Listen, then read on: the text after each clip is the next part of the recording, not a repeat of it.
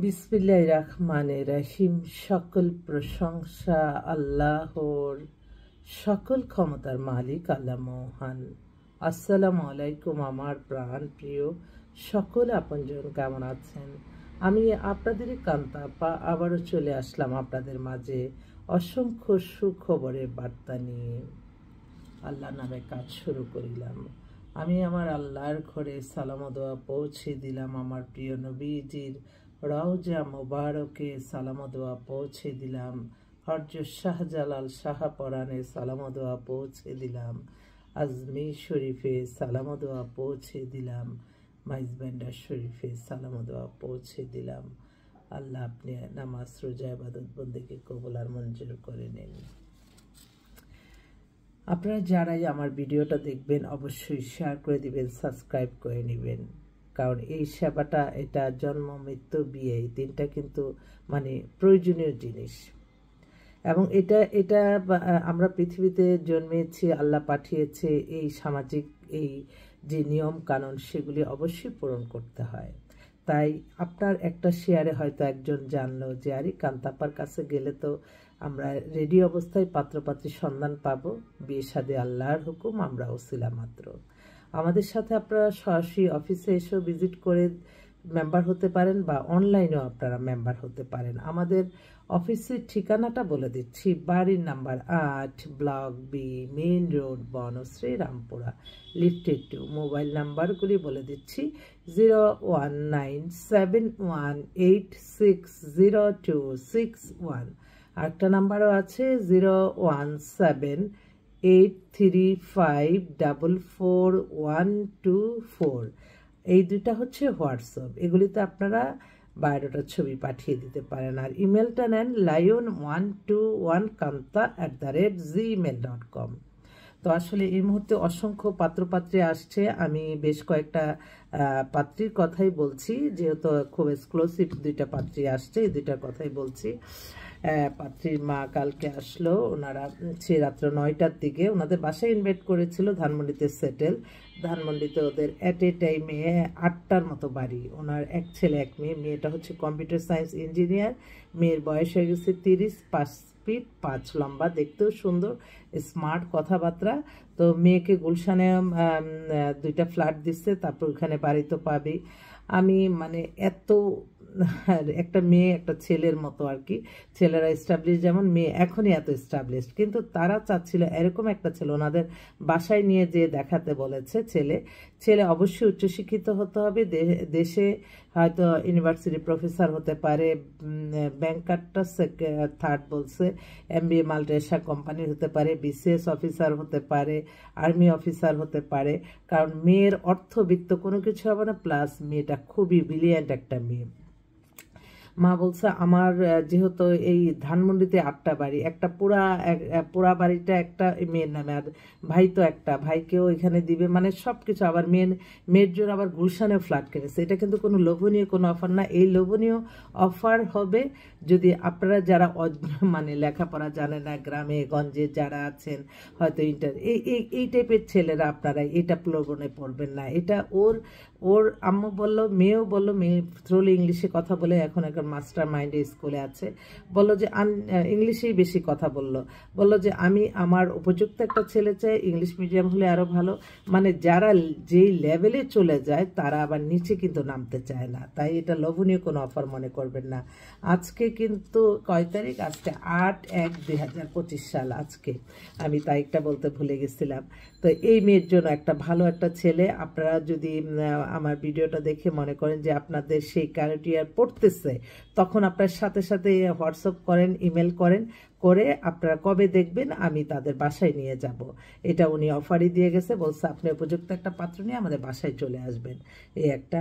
আরেকটা বোন, ওনার মেয়ের জন্য, ওনার ভাইয়ের মেয়েকে বিয়ে দিছি সে অনেক বছর আগে, এখন তার ভাইয়ের মেয়ের জন্য আসলো। মেয়েটা হচ্ছে 37-এর মতো বয়স, ও মাস্টার্স আবার LLBও করেছে, কিন্তু LLBটা করবে না।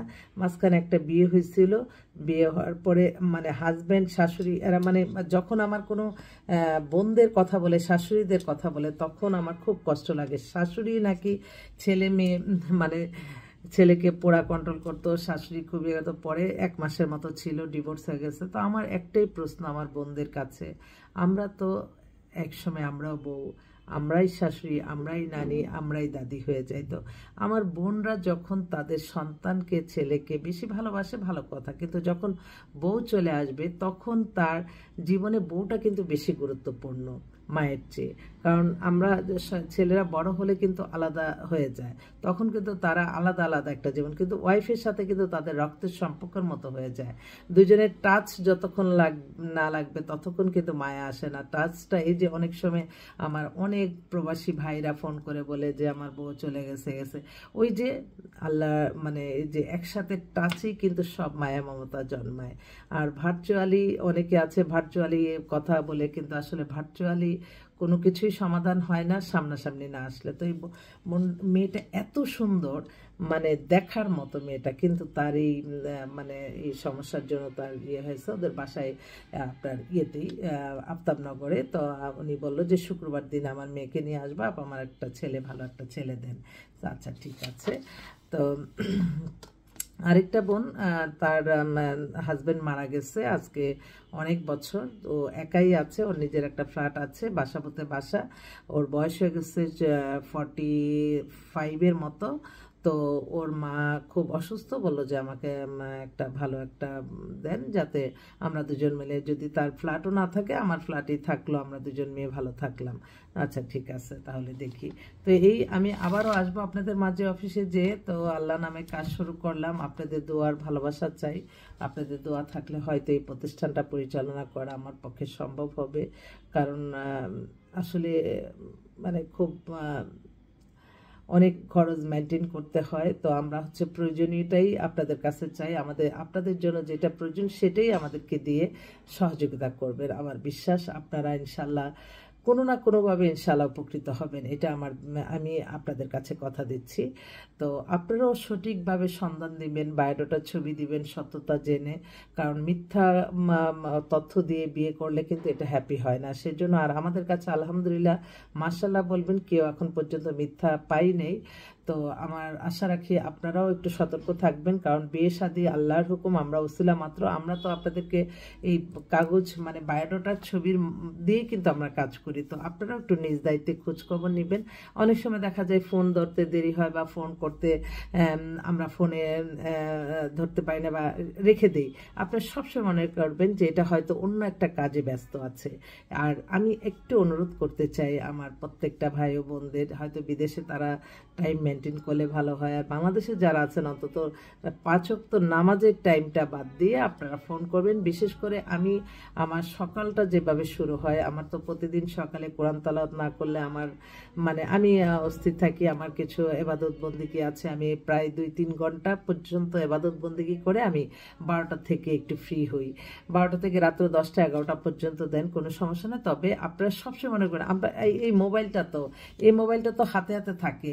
তো এই মুহূর্তটা আমি ওয়াশরুমেও থাকতে পারি, এই মুহূর্তটা আপনারা তো ওই পার থেকে দেখছেন না, হয়তো এমন একটা গুরুত্বপূর্ণ কথা আমি হঠাৎ করে ফোনটা ধরে কেটে দিলাম। এটা সবসময় মনে রাখবেন যে এটা মোবাইলটা না ধরা বা মোবাইলে হঠাৎ করে কেটে যাওয়া বা এটা নিয়ে কখনো কোনো অন্য চিন্তা করবেন না। অনেকেই আছে মানুষ করে কি মানে মিথ্যা কাল্পনিকই বেশি বানায় ফেলায়, সেজন্য এই ব্যাপারগুলিতে একটু সতর্ক থাকতে হবে।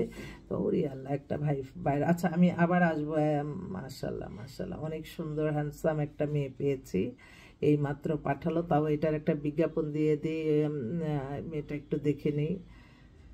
হ্যাঁ, মেয়ে হচ্ছে আয়েশা, ওর ডেট অফ বার্থ হচ্ছে 2001, 5 ফিট 4, লম্বা, education MBA, Bangladesh BBA marketing এ করছে। এখন ফাদার হচ্ছে সার্ভিস BRB কেবলস গ্রুপে অনেক বড় পদে আছে। ওরিয়ালা, বিশাল ব্যাপার। যাক, ওর জন্য কি ছেলে চায়? Army officer first choice. পৃথিবী মানে বাংলাদেশের শ্রেষ্ঠ পাত্রী হচ্ছে আর্মি অফিসার। আমি প্রতিটা দিন, প্রতিটা ক্ষণ, প্রতিটা মুহূর্তে তা আমি উপলব্ধি করি। তো আশা রাখি যদি কারো এরকম চোখে পড়ে ইনশাল্লাহ আসবেন। আসসালামু আলাইকুম।